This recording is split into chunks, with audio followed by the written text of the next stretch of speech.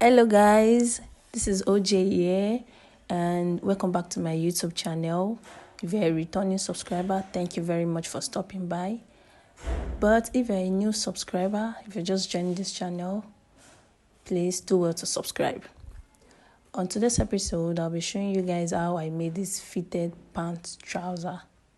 If this is something you're interested in, let's get started.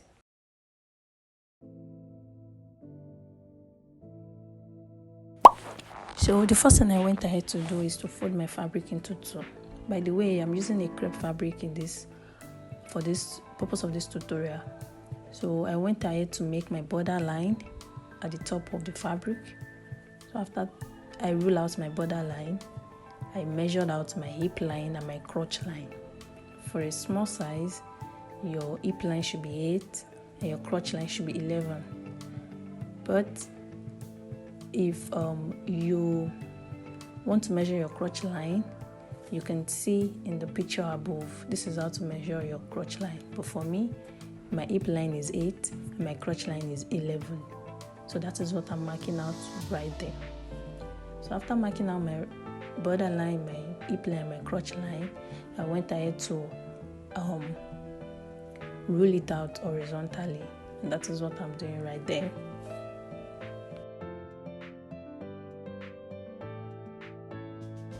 So after ruling them out horizontally, the next thing I went ahead to do is to divide my hip into 4. My hip into 4 is 9 inches. So that is what I just marked out right there. And I measured 2.5 inches after that for my crotch extension. So I did the same on my waistline, and I'm going to do the same too on my crotch line. For me to have a straight line, so I just measured my 9 inches straight line, then the 2.5 crotch extension is going to be on my hip and my crotch line. So that is what I just did right there. Remember, I have 9 inches on my waist. So for my crotch curve, I'm going to curve it from my crotch line to my hip line, and that is what I'm doing right there. You can use your freehand curve or you make use of your curved ruler. So after I was done with that, on my waist divided by 4 is 7 inches.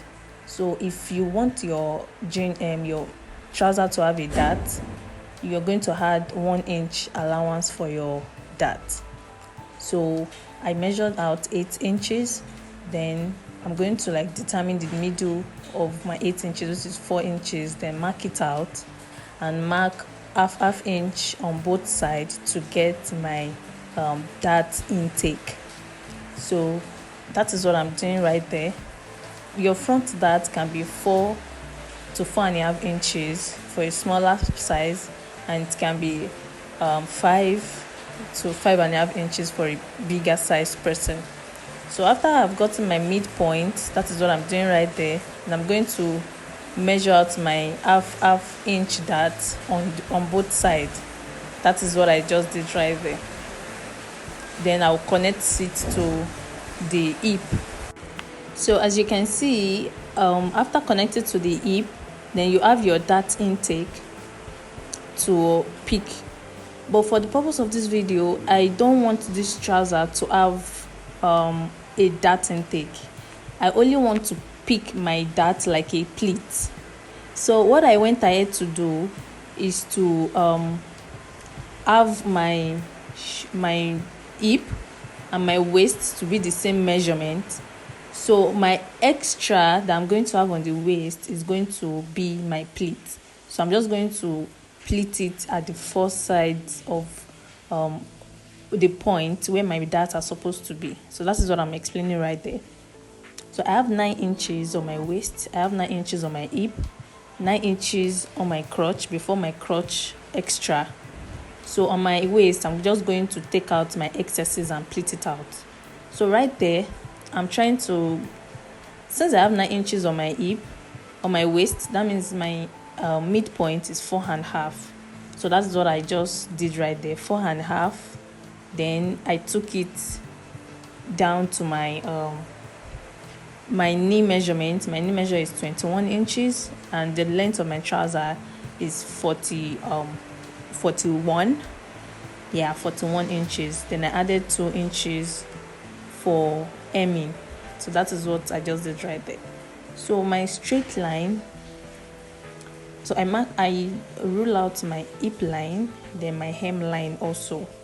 I rule out my knee line, then my hem line also. That is what I'm doing right there. Then I'm going to get my straight line that I have marked already on my waist and on my hip and on my crotch line. I'm going to also mark it on my knee line and on my hem line to get my straight line. So that is what I'm doing right there, as you can see. So on my crotch line, remember I have 9 inches and 2.5 inches. That's 11 and a half inches. So I'm going to get half of 11 and a half inches, which is about 5.75. So I'm going to mark it out at that point, which is going to be the midpoint there. Then I'm going to do the same on my waistline, and I rule it out. So that 5.75 is going to go down all the way to my hemline. I'll mark it out on my knee line and on my hemline to get my perfect straight line. So that is what I'm doing right there. The purpose of this straight line is for me to be able to measure the roundness of my knee and the roundness of my hem trouser, the hem of my trouser, as the base of the trouser, is for me to be able to measure it perfectly. So I'm measuring my straight line right now.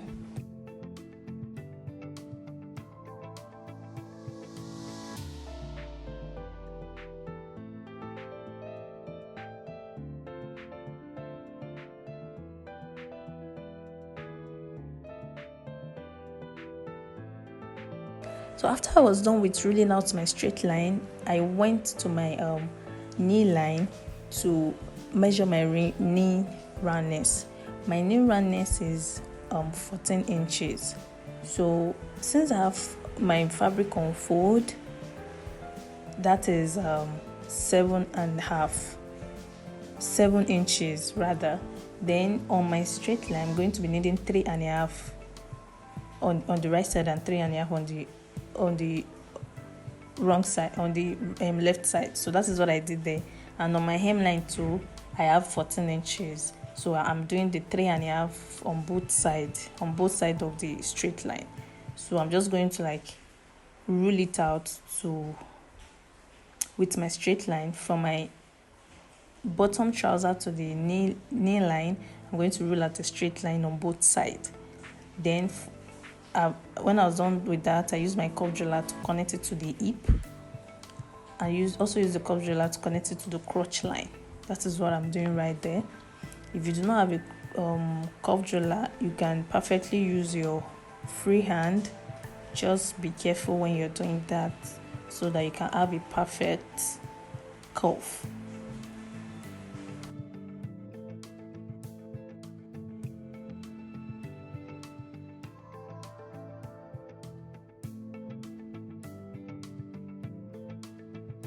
So after I was done with my curves on both sides, this is a perfect pencil trouser.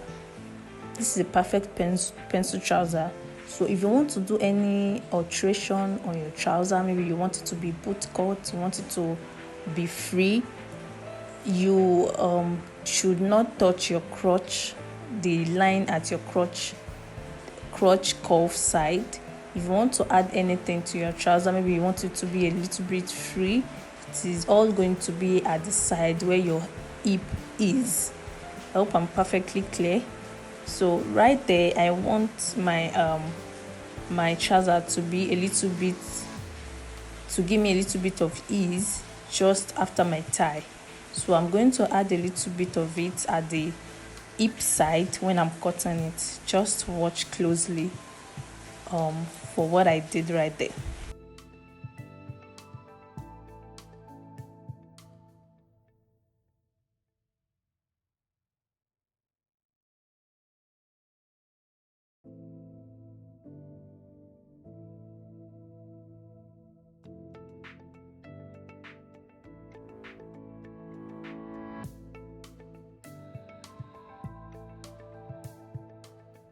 So after I was done cutting my front piece, I folded my fabric and placed my front piece on it.